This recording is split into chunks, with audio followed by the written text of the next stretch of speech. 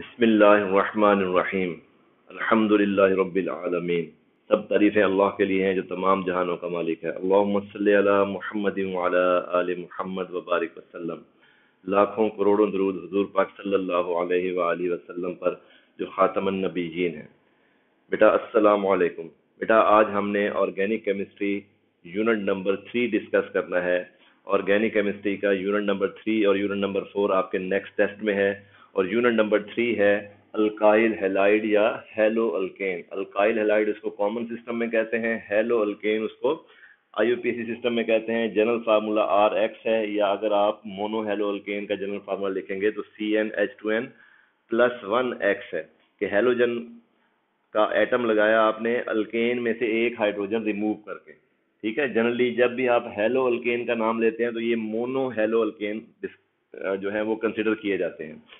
बेटा लेक्चर शुरू करने से पहले कुछ चीज़ें मैं आपको जो है ना वो ब्रीफ करना चाहता हूँ। कुछ बच्चे मैसेज कर रहे हैं कि हम सर पार्ट 1 की तैयारी हमारी अच्छी नहीं है, हम कंफ्यूज हैं, तो हम कैसे चलेंगे। तो बेटा मेरी रिक्वेस्ट है आप सबसे, मेरी ये आपसे गुजारिश है, गाइडलाइन है, अगर आप इस पे अमल करेंगे तो आप इंशाल्लाह मजीद बेहतर तैयारी कर सकेंगे। बेटा अब पार्ट 2 का सिलेबस चल रहा है, अभी जस्ट 2 यूनिट हुए थे और वो बुनियादी यूनिट हैं, आप सबको अच्छी तरह आते हैं और उम्मीद है आप सबका टेस्ट बड़ा अच्छा हुआ होगा। तो बाकी जो पार्ट 2 के यूनिट रहते हैं उनमें आप अपना पूरा जोर लगाएं, पूरा टाइम दें उनको। मैंने जैसे मैसेज किया था 100% नहीं 1000% आप उसमें अपनी पूरी एफर्ट्स लगाएं और पार्ट 2 की तैयारी बड़ी अच्छे तरीके से साथ साथ करें, क्योंकि रिसेंटली आपने पेपर्स के लिए पार्ट 2 को तैयार किया था। पार्ट 2 आपके माइंड में फ्रेश है, थोड़ा सा कॉन्सेप्ट के लिहाज से प्रैक्टिस करें, ज्यादा से ज्यादा टाइम दें केमिस्ट्री को, पार्ट 2 को। बेटा केमिस्ट्री में पार्ट 2 में से 35 से ज्यादा क्वेश्चन आने हैं। पास पेपर अगर देखा जाए तो 35 से ज्यादा क्वेश्चन पार्ट 2 में से आने हैं, और 35 प्लस क्वेश्चन में से 25 प्लस क्वेश्चन ऑर्गेनिक में से हैं।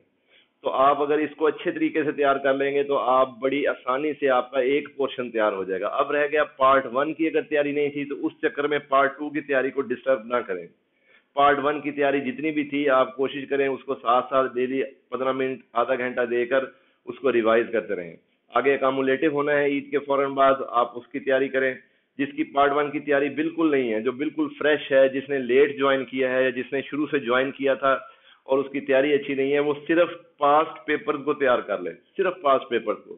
पास्ट पेपर आपको अवेलेबल हैं, नेट पे भी अवेलेबल हैं, मैंने लिंक्स भी भेजे हुए हैं, आपको बुक भी में भी मिल जाए। तो आप पास पेपर सिर्फ एमडी कैट के, यूएचएस के, नम्स वगैरह के पास पेपर तैयार कर लें बेटा, आपकी पार्ट 1 की तैयारी बड़ी अच्छी हो जाएगी। अब इस स्टेज पर आकर अपने आप को डिवाइड ना करें, अपने आप को कंफ्यूज ना करें, अपने आप को स्टेबल करें। अपने पार्ट 2 की तैयारी के ऊपर आप अपनी फुल डिटर्मिनेशन शो करें, अपने आप को मार दें, पैशनेट हो जाए। ठीक है, तो अभी टाइम है, इस टाइम को अवेल करें। इलामा इकबाल का एक शेर है कि मिटा दे अपनी हस्ती को अगर कुछ मर्तबा चाहे, मिटा दे अपनी हस्ती को अगर कुछ मर्तबा चाहे, कि दाना खाक में मिलकर गुलो गुलजार होता है, कि दाना खाक में मिलकर गुलो गुलजार होता है। क्या मतलब है इसका, कि जो किसी भी फल फूल का, किसी दरख्त का जो दाना है, बीज है, जब तक वो जमीन में रुलता नहीं है, मट्टी घट्टे से भरता नहीं है, जमाने की सख्तियां बर्दाश्त नहीं करता, तब तक वो जो बीज है वो एक फलदार और फूलदार पौधे में कभी भी तब्दील नहीं होता। आपको बड़े बड़े गार्डन नजर आते हैं फूलों और फलों से भरे हुए, वो एक बीज से बने हैं, और वो बीज अपने आप को जमीन में उसने अपने आप को रोल दिया है, अपनी महक उसने मार दिया है। ठीक है, जमाने की, मौसम की सख्तियां, मट्टी के अंदर उसने अपने आप को मैला कुचैला करके अपने अंदर से एक ऐसा दरख्त, एक ऐसा पौधा पैदा किया जिसके ऊपर फूल लग रहे हैं, फल लग रहे हैं, जो सरसब्ज़ो शादाब कर रहा है उस गार्डन को। तो बेटा आप अगर अपने आप को मार देंगे, अपने आप को अपनी पढ़ाई के साथ आप इतना अटैच हो जाएंगे कि आप हर चीज को क्लियर करने की कोशिश करेंगे। ठीक है, तो इंशाल्लाह आपकी जो तैयारी बड़ी अच्छी हो जाएगी। थोड़ा सा डिटरमिन होने की जरूरत है अपनी स्टडीज के ऊपर, तो इंशाल्लाह आपकी तैयारी बिल्कुल इस अंदाज में हो जाएगी कि आप बड़ी आसानी से एमडी कैट का पेपर जो है वो सॉल्व कर सकेंगे। मैंने पहले भी एक जो है मैसेज आपके साथ शेयर किया था कि बेटा एमडी कैट सिर्फ रट्टा नहीं है, सिर्फ कॉन्सेप्ट नहीं है, ठीक है। एमडी कैट में अपने आप को आपने कंपोज रखना होता है। एमडी कैट की तैयारी के दौरान, एमडी कैट के टेस्ट के दौरान, जब एमडी कैट का टेस्ट यूएचएस वाले लेंगे फाइनल टेस्ट, उसके दौरान आपने अपने आप को इमोशनली स्टेबल रखना होता है, कॉन्सेप्ट के लिहाज से स्टेबल रखना होता है, ठीक है। बहुत सारी चीजें मैटर करती हैं कि आपने अपने आप को मैनेज कैसे किया, आपने अपनी स्टडी की के दौरान अपने आप की मैनेजमेंट कैसे की है, आपने पेपर के दौरान अपनी मैनेजमेंट कैसे की है, अपनी इमोशनल मैनेजमेंट कैसे की है, ठीक है, अपनी रिटर्न मैनेजमेंट कैसे की है। ये सारी चीजें आप साथ साथ सीखें तो इंशाल्लाह बड़ी अच्छी तैयारी हो जाएगी। तो हम चैप्टर अब शुरू करते हैं। मैंने बताया अल्काइल हैलाइड, हेलो अल्केन और जनरल फार्मूला, जनरल नाम मैंने बता दिया इसका। अब इसमें जो चीजें रीड करने वाली हैं, आपके एम कैट के सिलेबस में भी ना लिखी हूं, लेकिन आपने रीड करनी है। ये चैप्टर पूरा पेज नंबर 194 से 207 तक कवर करता है। सबसे पहले डेफिनेशन रीड करेंगे कि ये हेलो डेरिवेटिव ऑफ अल्केन है। पहली लाइन में लिखा हुआ है आपकी बुक में, ये हेलो डेरिवेटिव ऑफ अल्केन्स है। अल्केन का हाइड्रोजन निकाल के हेलोजन लगा दिया जाता है। तो ये मोनो हेलो अल्केन्स की जनरल डेफिनेशन है, जिसका जनरल फार्मूला RX है या CnH2n+1X है। टाइप्स की तरफ आ जाए, mono, di, tri, tetra haloalkane हो सकते हैं, ज्यादा भी हो सकते हैं। तो मोनो हेलो अल्केन में एक हेलो ग्रुप होगा, डाई हेलो अल्केन में 2 होंगे, ट्राई में 3, टेट्रा में 4। जब 2 या 2 से ज्यादा ग्रुप हों तो अब हेलोजन की फिर आगे टाइप्स होती हैं। कुछ हेलोजन होते हैं जो विसिनल कहलाते हैं, कुछ कहलाते हैं जेमिनल। आपने ये पार्ट ये चैप्टर नंबर 8 में पढ़ा हुआ है कि अगर हेलो ग्रुप इस तरह अटैच है तो इसको आपने पढ़ा है, इसे विसिनल कहते हैं। क्या कहते हैं इसे? विसिनल, याद रखिएगा। इसे विसिनल डाई हेलो कहते हैं। अगर 4 हेलोजन होंगे तो इसे विसिनल टेट्रा हेलो अल्केन कहेंगे, टेट्रा हैलाइड कहेंगे। ये विसिनल है, this is a vicinal. Vicinal का वर्ड निकला है विसिनिटी से। इंग्लिश में आप पढ़ते हैं ना विसिनिटी, हमारी विसिनिटी में ये है। विसिनिटी का मतलब है हमारे इर्द गिर्द, हमारे करीब में ये है। तो करीब करीब वाले हेलो ग्रुप को विसिनल कहते हैं। कर लिया नोट आपने? अब मैं विसिनल का अपोजिट लिखता हूं कि अगर एक कार्बन के साथ ही दोनों हेलोजन अटैच है ऐसे, तो ये भी डाई हैलाइड है। ये विसिनल डाइहैलाइड है, इसे कहते हैं जेमिनल डाइहैलाइड। क्या कहते हैं इसे? जेमिनल डाइहैलाइड। विसिनल डाइहैलाइड जिसमें साथ साथ वाले कार्बन पे, एडजेसेंट कार्बन पे 2 हेलोजन हो, इसे कहते हैं विसिनल। एक ही कार्बन पे 2 हेलोजन हो तो इसे क्या कहते हैं? जेमिनल। इसको याद रखिएगा, इसको नोट कर लें आप। अगर नहीं नोट कर सके तो दोबारा देखकर नोट कर लें। ठीक हो गया जी। इसके बाद आपने पिछले चैप्टर में मैंने आपको बार बार ये प्रैक्टिस कराई है primary, secondary, tertiary alkyl groups की। तो उसी के हिसाब से primary, secondary, tertiary alkyl halide alcohol बनते हैं। अल्कोहल वाले चैप्टर में मैंने बताया हुआ है, पेज नंबर 213 214 पे एक टेबल है। उस टेबल में अल्कोहल के फार्मूले हैं। आप अल्कोहल की जगह हेलोजन लगा के ये प्राइमरी, सेकेंडरी, टर्शरी में के आइसोप्रोपाइल अल्काइल, आइसोप्रोपाइल हैलाइड जो होगा वो कैसा होगा, एन प्रोपाइल ब्रोमाइड कैसा होगा, tertiary butyl bromide, isopropyl butyl bromide. ठीक है। तो इस तरह से मुख्तलिफ मैंने आपको फार्मूले बार बार कराए हैं। ये प्रैक्टिस दोबारा करें, मैं इसका एक पिक्चर बना के भी आपको सेंड कर दूंगा। प्रिपरेशन में बेटा हम इसको किस किस से प्रिपेयर कर सकते हैं? पेज नंबर 197 पे लिखा हुआ है, हम इसको अल्केन से प्रिपेयर कर सकते हैं। छोटा छोटा लिखा हुआ है, नहीं नजर आ रहा तो सुन लें। आपने चैप्टर नंबर 8 में पढ़ा हुआ है अल्केन, वो फ्री रेडिकल मैकेनिज्म जो हमने किया था। तो फ्री रेडिकल मैकेनिज्म में हम अल्केन से अल्काइल हैलाइड बनाते हैं। ठीक हो गया। अल्कीन में मार्कोनी कोफ रूल वाला क्वेश्चन है। दूसरा पॉइंट है अल्कीन से कैसे बनाते हैं। अल्कीन में हम HBr HCl ऐड करते हैं, वो जो मार्कोनी कोफ रूल वाला पॉइंट है उसमें हम बना सकते हैं। इस चैप्टर में अल्कोहल से तैयार किया गया है। इस चैप्टर में अल्कोहल से उसने अल्काइल हैलाइड तैयार किया है। अल्कोहल का OH रिमूव करके हेलो ग्रुप लगाना है। अल्कोहल का OH ग्रुप रिमूव करके उस OH की जगह क्या लगाना है? Hello group. तो अल्कोहल का OH रिमूव करके हेलो ग्रुप लगाने के लिए 3 कंडीशंस हैं। कहता है या तो हम HX यूज करेंगे ZnCl2 के साथ, या थायोनाइल क्लोराइड SOCl2 यूज करेंगे पायरिडीन के साथ, या हम लेड जो है फास्फोरस का ब्रोमाइड PbR3PCl5 यूज करेंगे। इन दोनों में एक चीज बड़ी अहम है, वो ये है कि इनका जो प्रोडक्ट है PbR3PCl5, दोनों में जो हेलो वाले प्रोडक्ट हैं वो डिफरेंट है। उनको देखिएगा, एक में H3PO3 बनता है, ठीक है, और एक में POCl3 बनता है। इसको याद रखना है। और आखिरी मेथड है इनडायरेक्ट मेथड। इनडायरेक्ट क्यों कहते हैं? कि अल्काइल आयोडाइड, ये बड़ा अहम MCQ है, नोट करना यहाँ पे कि अल्काइल आयोडाइड डायरेक्टली प्रिपेयर नहीं होते। MCQ आ जाता है कि कौन सा हैलाइड डायरेक्ट प्रिपेयर नहीं होता, वो हम डबल डिस्प्लेसमेंट रिएक्शन से किसी आयनिक कंपाउंड से प्रिपेयर करते हैं, वो कौन सा है? Alkyl iodide. ये डायरेक्टली प्रिपेयर नहीं होता, इसको हम किसी और अल्काइल हैलाइड से, हम RBr या अल्काइल ब्रोमाइड, अल्काइल फ्लोराइड या कोई और अल्काइल लेके हम ये रिएक्शन करवाते हैं। तो अल्काइल आयोडाइड डायरेक्टली प्रिपेयर नहीं होता। उसकी वजह क्या है? उसकी वजह यह है कि कार्बन आयोडीन बॉन्ड बहुत ही वीक होता है, ये रिएक्शन बहुत स्लो है। आखिरी बात बड़ी अहम है इसमें, इस लाइन में, रिएक्टिविटी। पेज नंबर 197 का एंड और पेज नंबर 198 का स्टार्ट। रिएक्टिविटी ऑर्डर आपके सामने मैंने लिखा कि मोस्ट रिएक्टिव अल्काइल आयोडाइड है, क्योंकि कार्बन आयोडीन बॉन्ड वीक होता है, और स्ट्रॉन्गेस्ट बॉन्ड कार्बन फ्लोरीन है, क्योंकि फ्लोरीन का स्मॉल साइज है। ये पिछले पार्ट 1 के सिलेबस में हम बॉन्ड एनर्जी वगैरह में पढ़ चुके हैं। तो कार्बन फ्लोरीन बॉन्ड स्ट्रॉन्ग होने की वजह से अल्काइल फ्लोराइड लीस्ट रिएक्टिव है और अल्काइल आयोडाइड मोस्ट रिएक्टिव। अब याद रखिएगा, परसों हमने जब अल्केन की हेलोजिनेशन पढ़ा था, वहां फ्लोरीन ज्यादा रिएक्टिव था। रिएक्टिविटी ऑर्डर ऑफ हेलोजन में सबसे ज्यादा रिएक्टिव कौन सा होता है? फ्लोरीन, फिर ब्रोमीन, फिर क्लोरीन, फिर क्लोरीन, ब्रोमीन, आयोडीन, इस तरह करके ऑर्डर होता है। ये हेलोजन का रिएक्टिविटी ऑर्डर है। This is a reactivity order of halogen. Halogen में फ्लोरीन सबसे ज्यादा रिएक्टिव है, ठीक है। हेलोजिनेशन ऑफ अल्केन में हम पढ़ चुके हैं। लेकिन अल्काइल हैलाइड में अल्काइल फ्लोराइड लीस्ट रिएक्टिव है और अल्काइल आयोडाइड मोस्ट रिएक्टिव है, ये याद रखना है।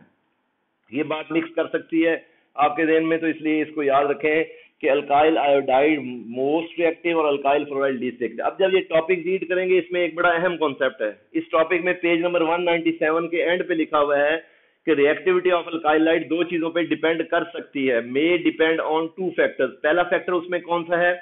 बॉन्ड पोलैरिटी, और दूसरा है बॉन्ड एनर्जी। 2 फैक्टर्स हैं। तो कहता है कि बॉन्ड पोलैरिटी के लिहाज से फ्लोरीन मोर पोलर है, इसको ज्यादा रिएक्टिव होना चाहिए था। लेकिन बॉन्ड एनर्जी के लिहाज से फ्लोरीन क्लोरीन कार्बन की एनर्जी जो है वो स्ट्रॉन्ग है, बहुत हाई एनर्जी है, बॉन्ड एनर्जी ज्यादा है, और अल्काइल आयोडाइड की बॉन्ड एनर्जी कम है, इसलिए आयोडाइड को मोर रिएक्टिव होना चाहिए था। अब जब एक्सपेरिमेंट किए जाते हैं तो generally most of the experiment में अल्काइल हैलाइड कौन सा रिजल्ट शो करते हैं कि iodides are more reactive as compare to fluoride. अब ये चीज सारी क्लियर होगी। अब आते हैं आपके सिलेबस के अंदर जो सबसे अहम पॉइंट है, पॉइंट नंबर 2, वो है रिएक्शंस ऑफ अल्काइल हैलाइड। बेटा, रिएक्शंस ऑफ अल्काइल हैलाइड में मैंने 2 आपके सामने स्केच लिखे हैं, एसएन रिएक्शन और एलिमिनेशन रिएक्शन। तो आपने इससे पहले एक टॉपिक है कि हेलोजन के कंपाउंड, उस पर मैं नेक्स्ट लेक्चर में बात करूंगा। तो रिएक्शन की तरफ हम आ गए हैं, SN2 SN1। अब ये सारी सिंपल बातें किताब की मैंने लिख दी हैं, लेकिन आखिर में ये जो 2 सवाल लिखे हैं ये इसका कंक्लूजन है। सिर्फ इस पूरे टॉपिक में कई सवाल हल करने के लिए ये 2 पॉइंट मैंने एंड पे लिखे हैं, ये बाद में बताता हूं। पहले आपको टॉपिक रिवाइज करा दो। ये सारा एफएससी वाला टॉपिक मैं रिवाइज कराने जा रहा हूं। SN2 सिंगल स्टेप है, बाई मालिक्यूलर है, इसलिए SN2 कहते हैं। सिंगल स्टेप है, बाई मालिक्यूलर है। बाई मालिक्यूलर क्यों है? क्योंकि रेट मेजरिंग स्टेप में 2 चीजें हिस्सा लेती हैं, न्यूक्लियोफाइल भी और सबस्ट्रेट भी। और ये चूंकि बाई मालिक्यूलर है, 2 चीजें रेट डिटरमिनिंग स्टेप में हिस्सा ले रही हैं, तो 1+1 इसका ऑर्डर क्या होगा? Second order. और इस रिएक्शन में 100% इन्वर्जन होगी। क्या होगी? 100% इन्वर्जन के सारे का सारा मालिक्यूल जो है उसमें जो नया आने वाला ग्रुप है वो बिल्कुल अपोजिट साइड पे लगेगा। अब जरा गौर करें, SN रिएक्शन ये क्या है? Nucleophilic substitution reaction. ये कौन सा रिएक्शन है? Nucleophilic substitution reaction. इनमें क्या होने जा रहा है? सब्स्टिट्यूशन होने जा रही है। कैसे? कि आप अल्काइल हैलाइड से क्या बना रहे हैं? आप अल्कोहल बना सकते हैं। जैसे अल्कोहल से अल्काइल हैलाइड बनाए थे, अभी प्रिपरेशन में अल्कोहल से क्या बनाए थे? Alkyl halide. OH को रिप्लेस किया, X लगा दिया। अब मैंने X को रिप्लेस करना है, OH लगाना है। चूंकि ये रिप्लेसमेंट रिएक्शन है, रिप्लेसमेंट की वजह से इन रिएक्शन को हम कहते हैं these are the substitution reaction. X को सब्स्टिट्यूट किया OH ने, X को सब्स्टिट्यूट कर सकता है, OH की बजाय साइनाइड सब्स्टिट्यूट कर सकता है। ये सब्स्टिट्यूशन प्रोडक्ट बनेंगे। बेटा, X को सब्स्टिट्यूट करता है NH2 group, amino group substitute कर सकता है, और ये रिएक्शन आगे कंटिन्यू रहता है। ये मैं आपको फर्दर बताता हूँ जहां से आपने करना है। ये रिएक्शन खत्म नहीं होता और ये 4 मरहलों में आगे प्रोडक्ट बनाता रहता है। मेरा यहाँ कहने का मतलब है कि बेटा, अल्काइल हैलाइड हेलोजन को सब्स्टिट्यूट कर रहे हैं, इसलिए ये सब्स्टिट्यूशन रिएक्शन है। ये सारी बातें आपने सिलेबस में पढ़ी हुई हैं। जब OH ग्रुप रिप्लेस होने आ रहा है तो जिस साइड से X निकलेगा उससे अपोजिट साइड पे OH लगेगा, क्योंकि अपोजिट साइड पे अटैकिंग न्यूक्लियोफाइल आकर अटैच हो रहा है, इसलिए उसको 100% इन्वर्जन कहेंगे। रिएक्टिविटी ऑर्डर में सबसे बेस्ट रिएक्शन इसमें कौन देगा? इसमें मिथाइल हैलाइड, इसके बाद अदर प्राइमरी अल्काइल हैलाइड। जिस तरह प्राइमरी अल्काइल हैलाइड का स्ट्रक्चर बढ़ता जाएगा, रेट ऑफ रिएक्शन स्लो होता जाएगा। मैंने यहाँ डबल लगाया है लेस रिएक्टिविटी का, कि डबल मैंने साइन लगाया, इसका मतलब है सेकंड जो सेकेंडरी अल्काइल हैलाइड है वो इसकी एबिलिटी कम रखते हैं, टर्शरी अल्काइल हैलाइड बहुत ही कम एबिलिटी रखते हैं, ना होने के बराबर। इसमें मैक्सिमम पार्टिसिपेट कौन करता है? Primary alkyl halide. ये भी मैं इस क्वेश्चन में जाके इसको दोबारा से डिस्कस करूंगा।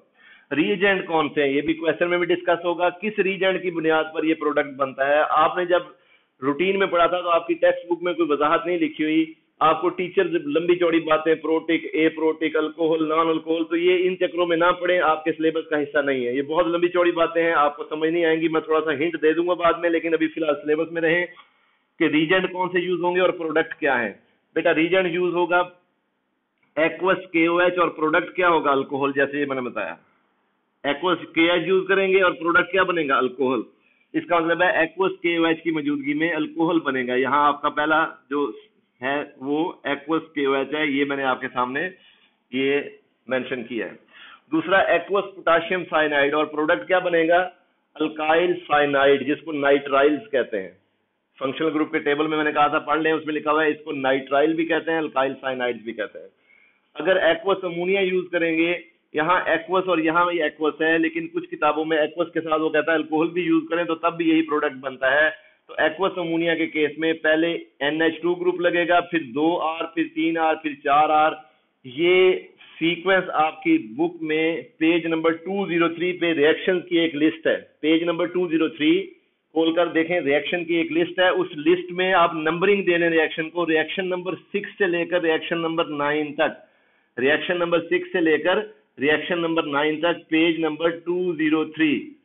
रिएक्शन नंबर 6 से पहला रिएक्शन है अमोनिया के साथ, उससे अगला रिएक्शन अब ये जो होगा वो न्यूक्लियोफाइल आगे से आगे कंटिन्यू होता जाएगा, तो उसमें इथाइल ग्रुप लिया गया है। जरा गौर से देखें, उसमें पहले स्टेप में यहाँ R की जगह C2H5 है, क्या बनता है? Ethyl amine. रिएक्शन नंबर 6 में क्या बनता है? Ethyl amine. रिएक्शन नंबर 7 में di ethyl amine. Reaction number 8 में ट्राई इथाइल अमाइन और रिएक्शन नंबर 9 में टेट्रा इथाइल अमोनियम आयन बनता है। ये आपके सिलेबस में पूछे जाने वाले रिएक्शन है, ये इंतहाई अहम रिएक्शन है। और रिएक्शन नंबर 1 में OH है, रिएक्शन नंबर 3 में साइनाइड है। ये सारे रिएक्शन इंतहाई अहम है, इनको बड़े अच्छे तरीके से आपने याद रखना है कि रिएक्टेंट क्या है, प्रोडक्ट क्या है। These are very very important for MD CAT. ये SN2 हो गया, आगे आए SN1 की तरफ। SN1 2 स्टेप रिएक्शन होता है, यूनिमॉलिक्यूलर है, फर्स्ट ऑर्डर है, रेट सिर्फ सबस्ट्रेट पे डिपेंड करता है और सबस्ट्रेट जो है वो RX अल्काइल हैलाइड है। 50% इन्वर्जन होती है और 50% रिटेंशन। आधे मॉलिक्यूल में जो न्यूक्लियोफाइल है उसी साइड पे अटैक करता है और आधे मॉलिक्यूल में डिफरेंट साइड पे। और ये वो स्टेप है जहां कार्बोकेटाइन बनता है। SN1 में कार्बोकेटाइन बनता है। SN1 में 2 स्टेप रिएक्शन है और इसमें कार्बोकेटाइन बनता है। और जब कार्बोकेटाइन बनता है तो कार्बोकेटाइन की जो ज्योमेट्री है वो डिफरेंट हो जाती है, वो मैं आपको उसकी डायग्राम वगैरह बनाकर शेयर करूंगा।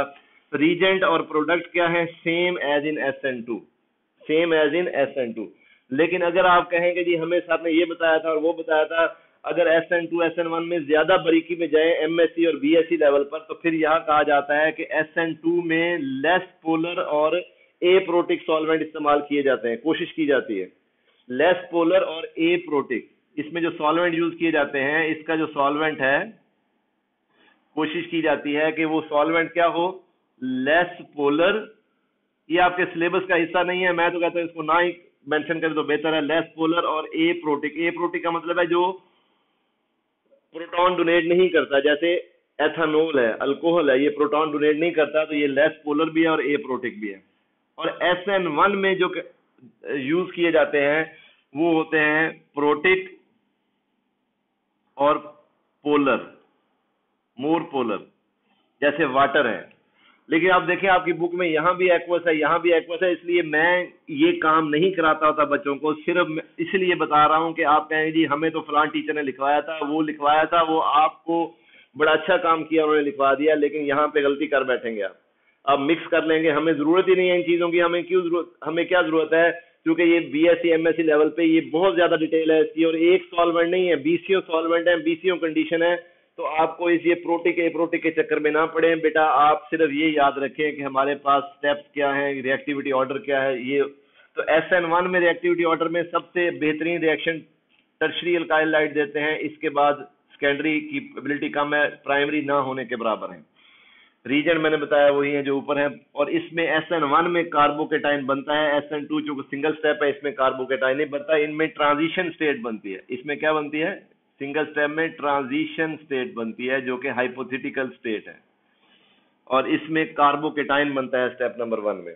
आगे आ जाए जी, एलिमिनेशन E2, बीटा एलिमिनेशन को डीहाइड्रोहेलोजिनेशन कहते हैं। डीहाइड्रोहेलोजिनेशन E2 सारी चीजें वही है, देखें E2 सिंगल स्टेप है, SN2 सिंगल स्टेप है।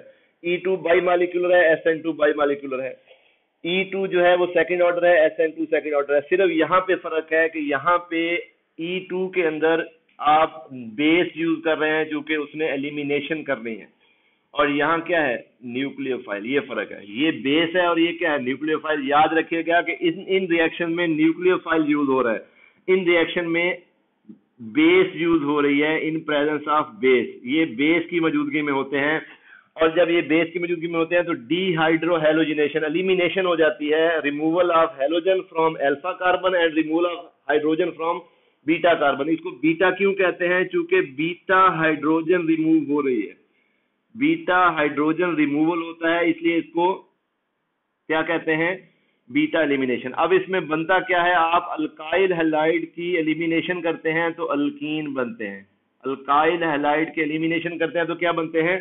अल्कीन। तो बीटा एलिमिनेशन रिएक्शन में अल्काइल हैलाइड किस में तब्दील होते हैं? अल्कीन में। और SN रिएक्शन में, ये आपके सामने मैंने लिखा हुआ है, SN रिएक्शन में जब अल्काइल हैलाइड रिएक्शन करते हैं तो क्या बनते हैं? सब्स्टिट्यूटेड प्रोडक्ट बनते हैं। ये दोनों में डिफरेंस हो गया, साथ साथ डिफरेंस बताई जा रहा हूं ताकि आपका MCQ कवर होता जाए। अब E2 मैंने सारा बताया, पूरी लाइन सेम है यहां तक, सवाए किसके? यहाँ न्यूक्लियोफाइल है, यहाँ बेस है। डिफरेंस क्या है? आपने पढ़ा हुआ न्यूक्लियोफाइल की डेफिनेशन में कि न्यूक्लियोफाइल के पास इलेक्ट्रॉन पेयर होता है, वो एज अ बेस भी एक्ट कर सकता है। बेटा न्यूक्लियोफाइल एज अ बेस तब एक्ट करता है जब वो प्रोटॉन एक्सेप्टर हो, जब वो क्या हो? प्रोटॉन एक्सेप्टर हो। अब प्रोटॉन एक्सेप्टर क्यों है, जरा गौर करें, बड़ी कॉमन बात और बड़ी अहम बात है। यहाँ क्या बताया? बीटा एलिमिनेशन क्यों कहते हैं? हाइड्रोजन का रिमूवल, हेलोजिनेशन, हाइड्रोजन का रिमूवल। तो प्रोटॉन एक्सेप्टर मतलब बीटा हाइड्रोजन उसने रिमूव करनी है, बीटा हाइड्रोजन की रिमूवल के लिए बेस चाहिए। तो बेस जो है वो तब एज अ बेस एक्ट करेगा जब वो प्रोटॉन को एक्सेप्ट करेगा, लेकिन जब वही बेस जाकर पार्शियल पॉजिटिव कार्बन पर अटैच हो जाएगा और सब्स्टिट्यूट करेगा तो वो फिर बेस नहीं कहलाएगा, वही बेस OH है, लेकिन यहाँ पे वो